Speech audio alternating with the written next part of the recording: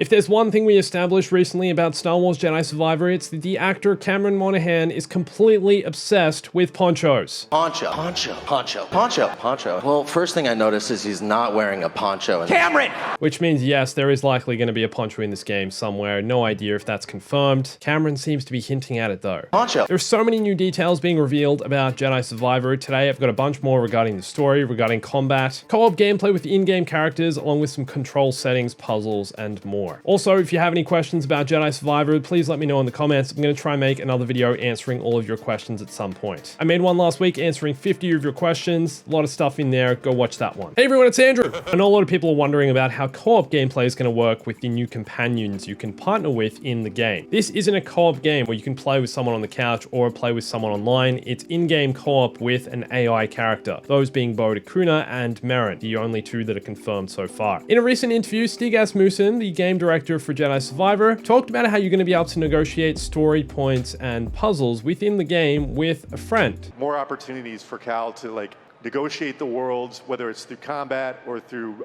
environmental puzzles with a friend. In an interview with StarWars.com, Stig talked about how this was a big deal for the team at Respawn, implementing co-op gameplay like this into the game. They saw it as an evolution of what you could do with Merrin in the first game. She would assist you in the boss fight against Taron Malicos, and although she didn't really do much, more just staggered him, they've really built upon what that was for this second game. Stig said that the team are always looking for new ways to tell a story, and they wanted to make sure they could carry some of those companions over into gameplay for Survivor. The system itself is called Characters in Gameplay, which is what we've seen in some of the trailers. Basically, all we've seen though is some of the tag team takedowns. You'll be able to fight alongside certain friends within the game and will be prompted to perform these takedowns. But in addition to that, there's also a mechanic on your controller where you can call for assistance from your friend to come and help you in combat. On Xbox, this is right bumper and X. On PS5, it's R1 and square. And in doing so, your partner will come and help you during combat, likely assist you with a takedown or just deal more damage to an enemy that you might be struggling with. This is reminding me of what you could do in God of War with Atreus, using a specific button to fire his arrows and also leveling this up on the skill tree to perform more brutal and more complex moves. So these special attacks, these cinematic flourishes, what they're calling them, takedowns, are limited with a cooldown feature, so you'll only be able to use them every once in a while in combat. But something we also didn't know, it looks like this buddy system is also going to assist you in solving certain puzzles within the game. You're going to have to use both characters to somehow get through puzzles and make your way through the various dungeon, caves, and puzzle systems that we're going to be presented with in Jedi Survivor. Hopefully, I'm not going to go too insane trying to solve some of these, because some of the ones in Fallen Order, I have to admit, drove me a bit crazy. What am I supposed to do? Character interactions is also something Jedi Survivor is doing that Jedi Fallen Order only briefly dipped into. If you remember, in Fallen Order, there was this section on Kashyyyk, which was a bit of a hub where you could go around and talk to different people and just get different dialogue interactions, have a bit of a different experience to what you got through the rest of the game. That was basically the foundation for being able to talk to multiple other NPCs in Jedi Survivor. Even though I only played 3 hours of the game, I felt like there were so many randoms I could kind of just go talk to who would tell me to go to this hidden cave or mine or go check this location out for some specific thing. And so many of those things took me off the beaten track and distracted me from the main storyline, which is something I think you're going to be doing a lot of in Survivor. And that's something Fallen Order never really had. Think of the crashed Venator section from Zepho in Fallen Order. Jedi Survivor is basically taking that concept of going to optional content locations to another level. There's heaps of that in this new game. Stig also talked about the Rancor battle and how that was even something they wanted to do for the first game. He basically mentions how the way it unfolds in the game, the way you kind of stumble across it, is quite unexpected. The moment I saw it in the game was pretty horrific, if I'm being honest. It was like, oh my god, it's a Rancor! Just one of those wow moments that you're never really expecting, and you're going to stumble across at some point. I love that during our gameplay session, Stig gave a bit of a talk to the group beforehand, and he's like, okay, there might be this one character you come across. If he tells you to go search for these people in a cave, go do that one. You won't regret it. I go in there, there's a freaking Rancor.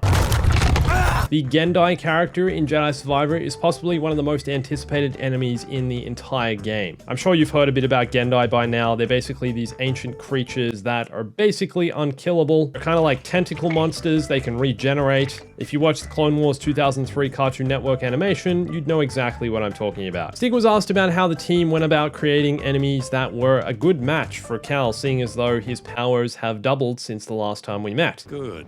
Twice the pride, acceptable to full. Cal is growing infinitely stronger, he's gaining more saber stances, his force powers have vastly improved even since the first game. So how did the dev team go about creating enemies that were worthy opponents? Well, that's kind of how the Gendai came about. According to all these interviews, he's likely going to be one of the most challenging enemies you face in the entire game, one of the most challenging boss fights, and it looks like mid-combat he can actually regenerate. So I have no idea how you're actually going to end up taking him down. You probably won't. You'll probably just have to escape at the end. It'll be like Darth Vader all over again. Oh crap, it's Darth Vader. Time to run. Jedi Survivor also has another thing Fallen Order didn't, and that is ray tracing, which has allowed the developers to not only speed up development of certain parts of the game, especially when it comes to lighting, but make the game look even better as a whole. I think it's crazy what Stig said here. There's nothing in there that's pre-rendered cutscene. It's all on-the-fly, real hands-on-sticks gameplay. The fact they went to the effort to make sure everything we're seeing in trailers, in gameplay footage, in marketing material is real is truly impressive, because it means you're going to be able to get hands-on with this and experience it all for yourself, which is the way things should be, if we're being honest. It's a good bar to set in the gaming industry. Now, another really interesting thing Stig mentioned that he was asked was how the first game was really good, really well received, but how do they go about creating something even better than that? And for him, he said it was about maintaining those main pillars they got right with the first game, not really changing too much, but just building upon them and then adding extra things like customization. Customization became a huge focus point for the developers after they received criticism for the ponchos in the first game. Cal and his many, many, many ponchos. Poncho. And it seems like in this game, the devs have basically gone overkill with customization. They said it was one of their main priorities since day one of building Jedi Survivor, that it's something they even started talking about before Jedi Fallen Order even released. And I mean, you guys have seen the mullet, so clearly they've gone pretty next level with this thing. Talk about next gen, am I right? I think honestly, there's going to be a lot of surprising customization options in the game. And Stig basically said he wanted to give what they did to the lightsabers in the first game to Cal and BD1. We thought we really nailed the way that we did the customizable parts for the lightsabers. So we wanted to give the lightsaber treatment to all of Cal and BD. One of the best parts of Jedi Fallen Order, I think we can all agree, was the lightsaber customization. And even that point on Ilum where you found the kyber crystals and then suddenly had all of these options for different colored sabers. What a defining moment of the game. Jedi Survivor is taking that to the next level by adding customization not only to lightsabers, with being able to change the wear of the actual saber, but also customizing Cal, BD1, and the Stinger Mantis to a similar degree. Now we need to talk about some of the new story details that have just been revealed about Jedi Survivor. Friendship is so important to Cal, which is something Stig has noted on. At the start of Jedi Fallen Order, Prauf was really the only friend Cal had, and Prauf was taken from us within the first 30 minutes of the game.